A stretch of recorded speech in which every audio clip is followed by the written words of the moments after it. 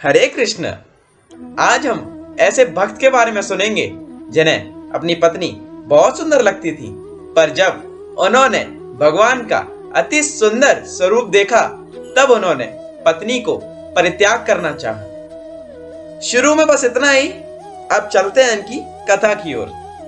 अगर आपने हमारे चैनल को अभी तक सब्सक्राइब नहीं किया है तो हमारे चैनल पर जाके सब्सक्राइब कर लीजिए और साइड में आपको एक बेल दिख रही होगी, उसको जाके ऑल पर सेट कर दीजिए, जिससे प्रेरित होकर मैं आप लोगों के समक्ष ऐसी मनोहर कथाएं लेकर प्रस्तुत होता रहूंगा। मद्रास प्रांत में त्रिचनापल्ली के पास एक स्थान है, उदियूर। इसका पुराना नाम निचुलापुरी है। यह वैष्णवों का एक पवित्र तीर्थ है। आज से लगभग 1000 वर्ष पूर्व यहाँ एक धनुर्दास नाम का पहलवान रहता था। अपने बल तथा अद्भुत आचरण के लिए धनुर्दास प्रख्यात था। दक्षिण भारत में धनुर्दास को पिल्लई उरंगा विल्ली के नाम से जाना जाता है। धनुर्दास राजा के सभा के एक महान पहलवान थे। उस पहलवान ने हिमाम्मा नामक एक अत्यंत सुंदर वैश्या की सुंदरता पर बहुत मोहित होकर उसे अपनी प्रेयसी बनाकर घर में रख लिया था। वह उस वैश्या के रूप पर इतना मोहित था कि जहां भी जाता उसे साथ ले जाता। अंत में उसके रूप में आसक्त होकर उसे अपनी पत्नी बना लिया। स्त्री ने भी उसे पति के रूप में स्वीकार कर लिया था।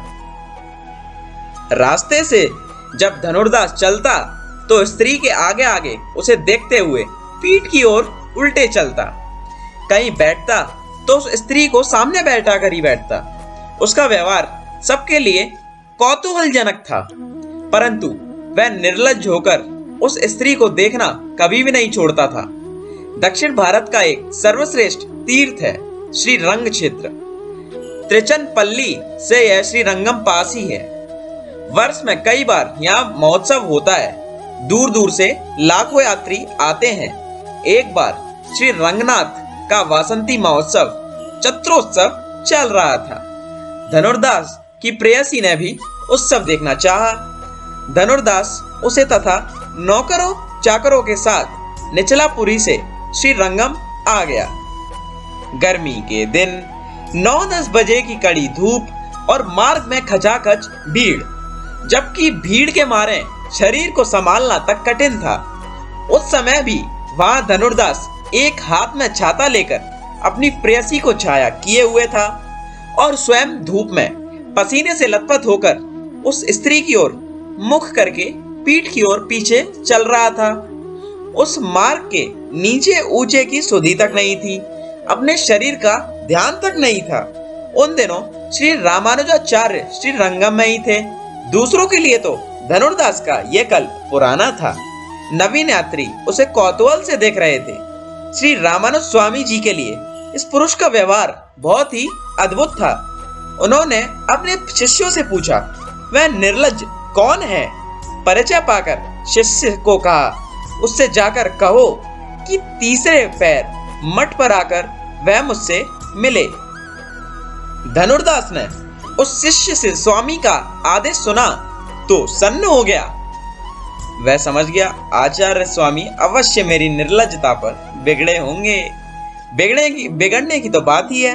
सब लोग जहाँ श्रद्धा भक्ति से भगवान के दर्शन करने आए हैं, वहां भी मैं एक स्त्री के सौंदर्य पर मुग्ध हूँ। मठ पर जाने पर मुझे डांट सुननी पड़ेगी। पता नहीं आचार्य स्वामी क्या आदेश देंगे, कितना डांटेंगे। ना जाऊं यह भी ठीक नहीं, इससे तो उनका अपमान होगा। अंत में उसने मठ में जाना स्वीकार कर लिया। श्री रामानुज स्वामी ने भगवान श्री रंगनाथ से मंदिर में जाकर उसी समय प्रार्थना की, मेरे दयामय स्वामी, एक विमुख जीव को अपने सौंदर्य से आकर्षित करके श्री चरणों में स्वीकार करो। भोजन करके धनुर्दास मठ पहुंच गया। समाचार पाकर श्री रामानुज स्वामी ने उससे मठ के भीतर बुला लिया और उसके अद्भुत व्यवहार का कारण पूछा।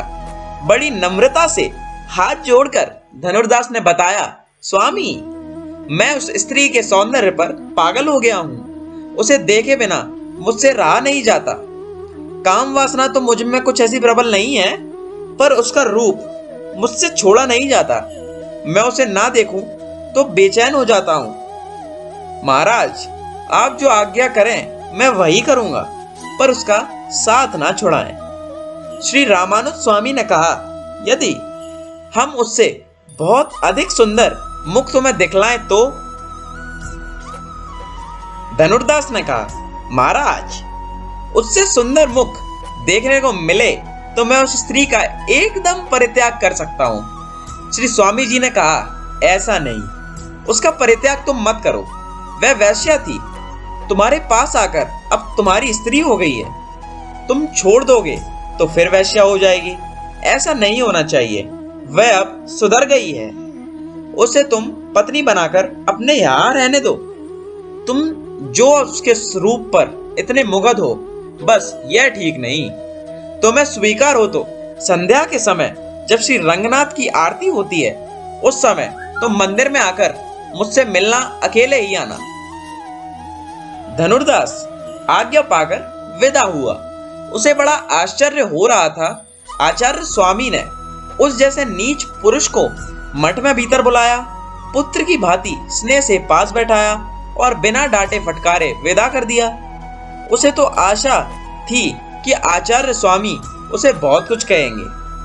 वह भय से थर थर कांपता हुआ आया था कि कहीं मुझे श्राप ना दे दे। वह सब कुछ तो नहीं हुआ। घर आकर उस स्त्री से सब बातें कह दी। वह स्त्री भी नहीं चाहती थी कि धनुर्दास इस प्रकार उस पर लट्टू रहे। मार्ग में धनुर्दास उसके आगे आगे पीछे की ओर चले। वह व्यवहार उसे भी लज्जाजनक जान पड़ता था। वह अब सच्चे हृदय से धनुर्दास की पत्नी थी। वह उसका सुधार चाहती थी, किंतु इस भय से कि धनुर्दास उसे छोड़ ना दे, कुछ कहती नहीं थी। उसे प्रसन्नता हुई इस आशा से कि आचार्य स्वामी धनुर्दास को कदाचित सुधार देंगे। जब संध्या समय धनुर्दास श्री रंग जी के मंदिर में गया तो उसे किसी ने भीतर जाने से रोका नहीं। आचार्य स्वामी ने उसे ध्यान पूर्वक आरती के समय भगवान के दर्शन करने को कहा। धनुर्दास तो आरती के समय एकदम बदल गया। जिस सौंदर्य सुधा सागर के एक सीकर से स्वर्ग का सारा सौंदर्य निकला है, त्रिभुवन की सुषमा जिसकी छाया के किसी अंश में नहीं, उस सौंदर्य सार सर्वस्व की आज धनुर्दास ने एक झलक पाई। और जब वह झांकी अदृश्य हो गई तो वह पागल की भांति आचार्य स्वामी के चरणों में लिपट गया। उसने फूट फूट कर रोते हुए कहा, स्वामी, मुझे जो आज्ञा दो मैं वही करूंगा। कहो तो मैं अपने हाथ से अपने देह की बोटी बोटी काट दूं, पर वह त्रिभुवन मोहन मुख मुझे दिखलाओ। ऐसी कृपा करो कि वह मुख मेरे नेत्रों के सामने ही रहे। धनुर्दास आचार्य स्वामी के समझाने से घर आया, क्योंकि वह चाहता नहीं था कि वह मंदिर को छोड़कर घर आए।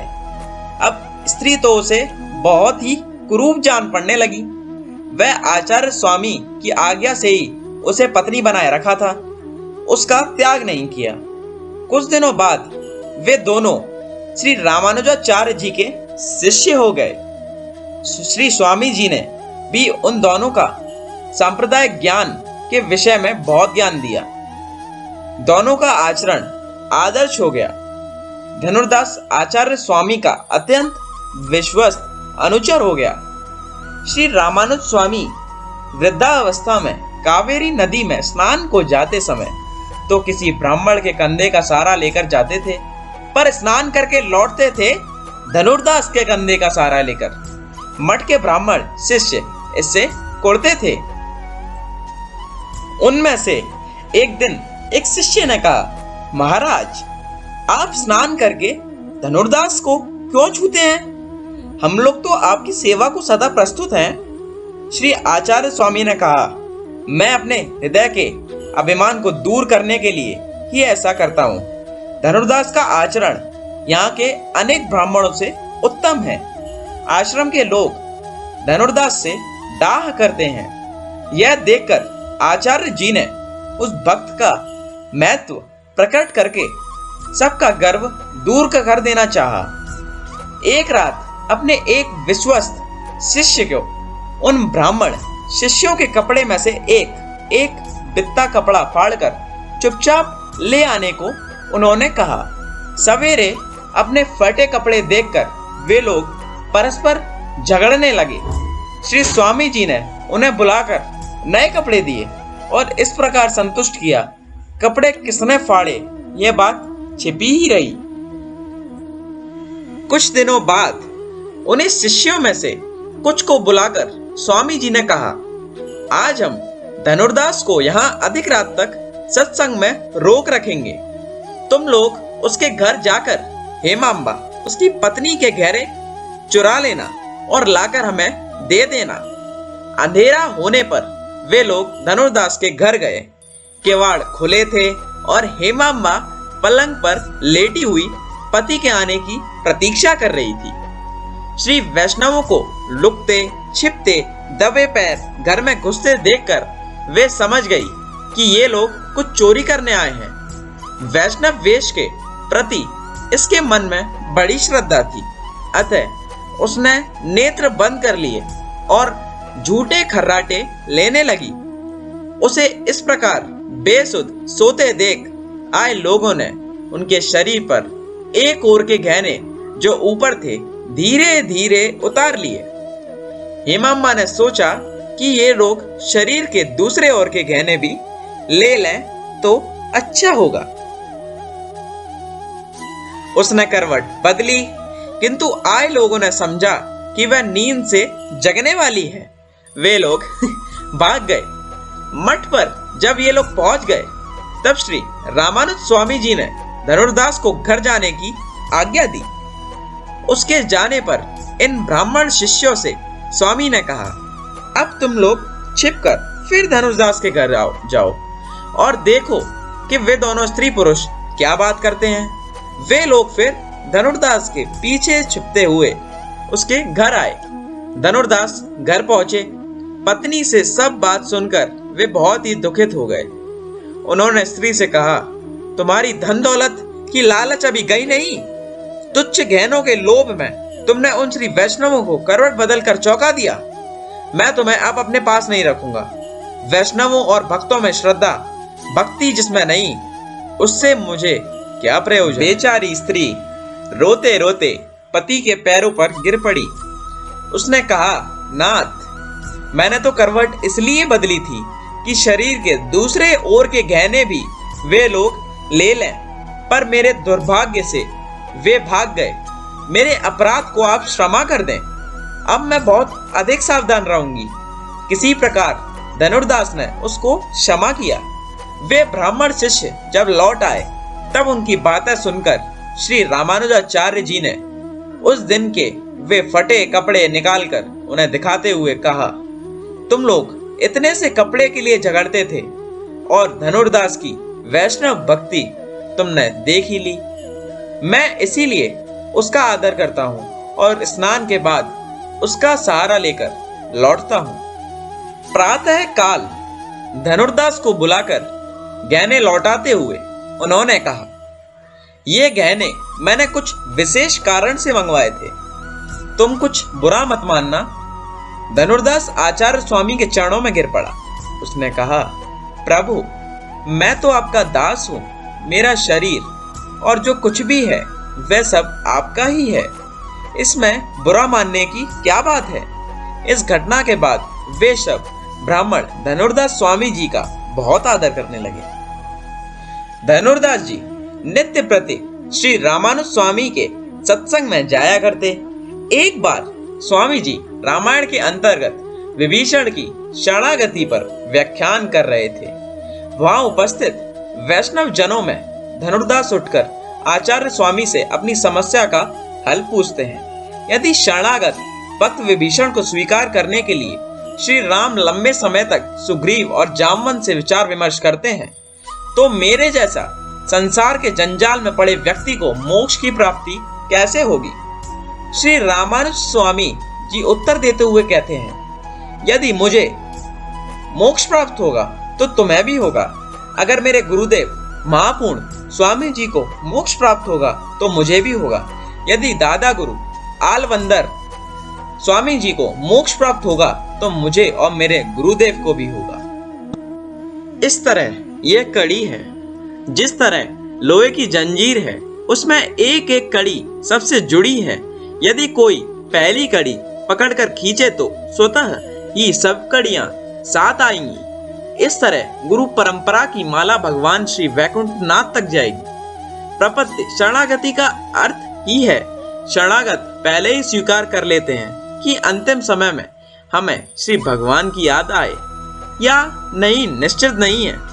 हम पहले ही हार मानते हैं, प्रभु से प्रार्थना करते हैं कि आप समर्थ हैं, आप ही अपनी ओर से कृपा करके हमें याद कर लेना। भगवान भी कहते हैं, यदि शरणागत भक्त अंतिम समय में हमें याद न कर पाए तो हम स्वयं ही उसे याद कर लेते हैं। आगे विभीषण का उदाहरण देते हुए स्वामी जी कहते हैं, जैसे वे 4 राक्षस जो विभीषण के साथ आए थे, उन्हें भी श्री रामचंद्र जी ने विभीषण के संबंध से स्वतः ही तार दिया। श्री रामानुज स्वामी जी को एक बार श्री रंगम से तिरुमला जाना था। उस समय मठ के अन्न भंडार का नियंत्रण धनुर्दास करते थे।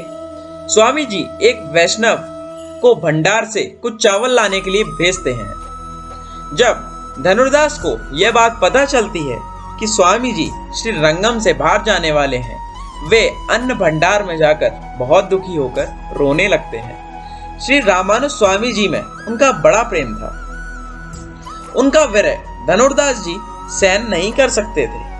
वह श्री वैष्णव लोग आचार्य स्वामी जी के पास लौटकर उन्हें पूरी घटना बताते हैं और धनुर्दास का भाव समझकर स्वामी जी कहते हैं कि वे भी धनुर्दास से वियोग नहीं रह सकते हैं। श्री धनुर्दास जी भगवान श्री रंगनाथ की सवारी के दौरान सावधानी से भगवान को देखते हुए उनके सन्मुख चला करते थे और अपने हाथों को तलवार पर रखते थे। यदि भगवान को जरा सा भी झटका लग जाए या कष्ट पहुंचे तो वे तलवार से स्वयं को घाव मार लेते। कभी मारा तो नहीं, इससे स्पष्ट है कि वे भगवान की सवारी को ले जाते समय धनुर्दास जी जरा सी भी गलती नहीं करते थे। कुछ काल बीतने पर धनुर्दास जी को वैकुंठ धाम पधारने की प्रेरणा हुई। वे सभी श्री वैष्णवों को आमंत्रित करके अपने वैकुंठ गमन की बात बताते हैं। सभी श्री वैष्णवों का पूजन करते हैं, भोजन पवाते हैं और उनका चरण तीर्थ ग्रहण करते हैं। धनुर्दास जी हेमांबा को बताते हैं कि वे वैकुंठ प्रस्थान करने वाले हैं और हेमांबा को यहीं रहकर भगवान की सेवा और भक्तों की सेवा करनी होगी। श्री रामानुज स्वामी जी की पादुकाएं अपने मस्तक पर रखकर वे अपने शरीर का त्याग करते हैं। श्री वैष्णव उनकी अंतिम यात्रा की तैयारी करते हैं। कावेरी नदी का जल लाकर उन्हें उद्र पुंड्र से सुसज्जित आदि करते हैं। पत्नी हेमांबा भी प्रसन्न होती है कि पतिदेव अपने प्रियतम प्रभु से मिलने वैकुंठ जा रहे हैं। प्रसन्न मन से उस स्थान की सजावट करती है, परंतु जब धनुर्दास के शरीर को वैष्णव लोग पालकी पर ले जाते हैं और वे सड़क के अंतिम छोर तक पहुंचते हैं, पत्नी हेमांबा धनुर्दास ला वियोग सहन नहीं कर पाती। वह जोर जोर से विलाप करती हुई उसी क्षण अपना शरीर भी त्याग देती है। सभी श्री वैष्णव जान उन्हें देखकर चकित रह जाते हैं और उसी समय उन्हें भी धनुर्दास के साथ ले जाने की व्यवस्था करते हैं। इस तरह हेमांबा का भी धनुर्दास आचार्य स्वामी और वैष्णवों की सेवा द्वारा उद्धार हो गया और भगवान के धाम को पधार गई। अगर आप लोगों ने अभी तक हमारे चैनल को सब्सक्राइब नहीं किया है तो हमारे चैनल को जाके सब्सक्राइब कर दीजिए और बेल नोटिफिकेशन को ऑल पर सेट कर दीजिए। तब तक के लिए धन्यवाद। हरे कृष्ण।